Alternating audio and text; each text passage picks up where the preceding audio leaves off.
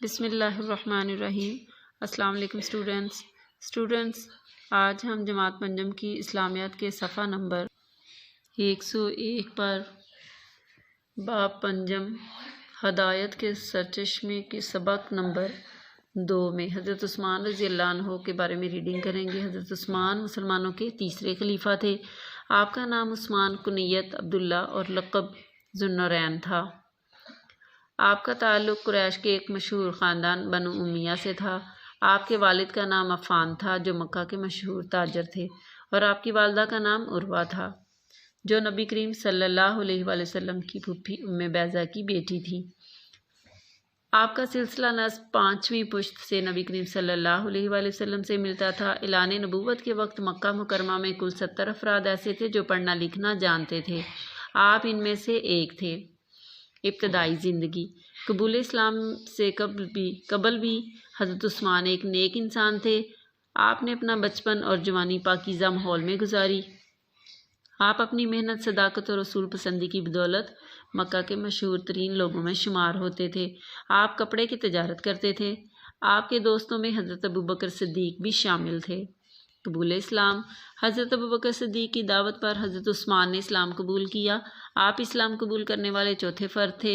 اگرچہ آپ مکہ کے معزز اور مالدار شخص تھے اور خاندان کے اعتبار سے بھی کسی سے کم نہ تھے، لیکن جب آپ نے اسلام قبول کیا تو آپ کے خاندان والے آپ کے دشمن ہو گئے۔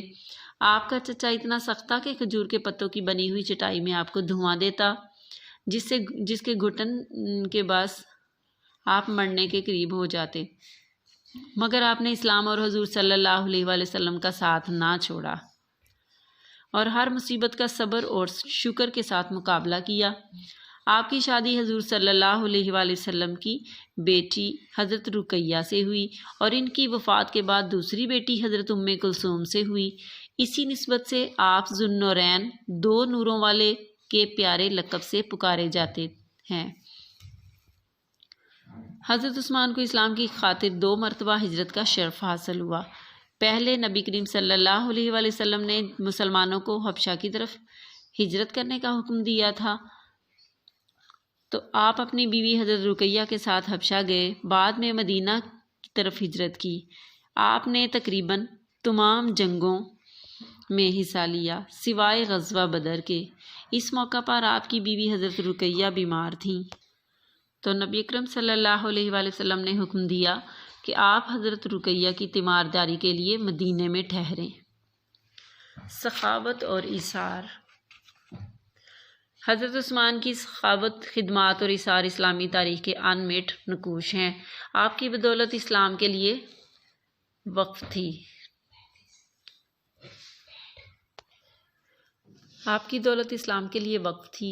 آپ نے ہر موقع پر مسلمانوں کی مدد کی۔ مثلاً مدینے میں میٹھے پانی کی قلت تھی۔ بئر روما پانی کا کنواں جو ایک یہودی کی ملکیت تھا، مگر وہ اس قدر سنگ دل تھا کہ مسلمانوں کو کسی قیمت پر بھی پانی نہیں دیتا تھا۔ مسلمانوں کی تکلیف کا احساس کرتے ہوئے ایک روز حضور صلی اللہ علیہ وآلہ وسلم نے فرمایا، جو یہ کنواں خرید کر مسلمانوں کے لیے وقف کرے گا میں اسے جنت کی بشارت دیتا ہوں۔ حضرت عثمان نے پہلے نصف کنواں خرید کر وقف کر دیا۔ اس کنویں میں سے ایک دن یہودی پانی بھرتا اور ایک دن مسلمان بھرتے۔ تاہم کچھ عرصے کے بعد یہودی نے بقیہ کنواں بھی فروخت کر دیا۔ حضرت عثمان نے پورا کنواں خرید کر مسلمانوں کے لیے وقف کر دیا، جو آج بھی یادگار کے طور پر موجود ہے۔ اسی طرح مسجد نبوی کی تعمیر کے لیے جو زمین خریدی گئی، اس کی قیمت بھی آپ نے 2 یتیم بچوں کو ادا کی، جس پر حضور صلی اللہ علیہ وآلہ وسلم نے آپ کو جنت کی بشارت دی۔ آپ ہر موقع پر اسلام کی خدمت میں پیش رہے۔ ایک مرتبہ مدینہ میں سخت قحط پڑ گیا۔ کسی کو کھانے کے لیے کچھ نہ ملتا تھا۔ انہی دنوں حضرت عثمان کا تجارتی قافلہ آ گیا۔ اس میں غلے سے لدے ہوئے 1000 اونٹ تھے۔ مختلف تاجر آپ سے زیادہ قیمت دے کر غلہ خریدنا چاہتے تھے، لیکن آپ نے منع کر دیا اور فرمایا، مجھے اس سے زیادہ منافع ملتا ہے، اور سارا غلہ غریبوں اور حاجت مندوں کو مفت تقسیم کر دیا، اور کہا کہ مجھے اللہ کی راہ میں خرچ کرنے سے اللہ 10 گنا سے زیادہ نفع دیتا ہے۔ غزوہ تبوک کے موقع پر جب نبی کریم صلی اللہ علیہ وآلہ وسلم نے تمام مسلمانوں سے مالی مدد کی درخواست کی تو حضرت عثمان نے اکیلے 10,000 سے زیادہ فوج کے لیے جنگی سامان مہیا کیا۔ اس کے لیے 1,000 اونٹ، 70 گھوڑے اور 1,000 دینار چندہ دیا۔ اس موقع پر نبی کریم صلی اللہ علیہ وآلہ وسلم نے آپ کو غنی کا لقب دیا اور فرمایا آج کے بعد عثمان کا کوئی کام اس کو نقصان نہیں پہنچائے گا۔ زمانہ خلافت: حضرت عثمان سیدنا حضرت عمر فاروق کی شہادت کے بعد 24 ہجری میں تیسرے خلیفہ منتخب ہوئے۔ آپ کی مدت خلافت 12 سال ہے۔ آپ نے حکمرانی کے معاملے میں ابتدائی سالوں میں حضرت عمر کے اصولوں کی پیروی کی، روم اور ایران کو شکست فاش دی۔ آپ نے مختلف ممالک کو فتح کیا اور اسلامی ریاست کا حصہ بنایا۔ حضرت عثمان غنی نے اپنے زمانہ خلافت میں قرآن مجید کا نسخہ جو کہ حضرت ابوبکر صدیق کے زمانے میں مرتب کیا گیا تھا، اس کی کاپیاں بنوا کر اسلامی ریاست میں تقسیم کی، جس کی وجہ سے آپ جامع القرآن کہلائے، یعنی قرآن کو جمع کرنے والا۔ آپ نے اپنے دور خلافت میں مختلف مساجد و مدارس بنوائے اور بہت سارے صحابہ کرام کو تبلیغ اسلام کے لیے مختلف علاقوں میں بھیجا۔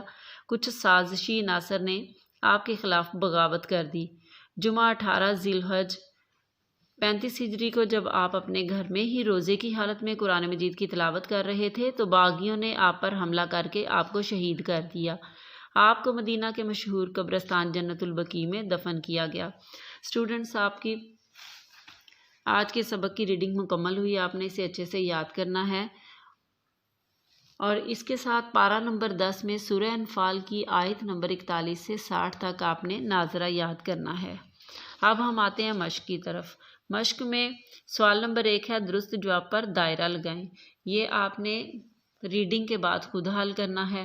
سوال نمبر 2 خالی جگہ پر کریں، یہ بھی آپ خود حل کریں گے۔ اگلے لیکچر میں آپ کو سوال نمبر 3 میں سوالات کے جواب تفصیل سے بتاؤں گی۔ آج کا ہمارا یہ لیکچر مکمل ہوا۔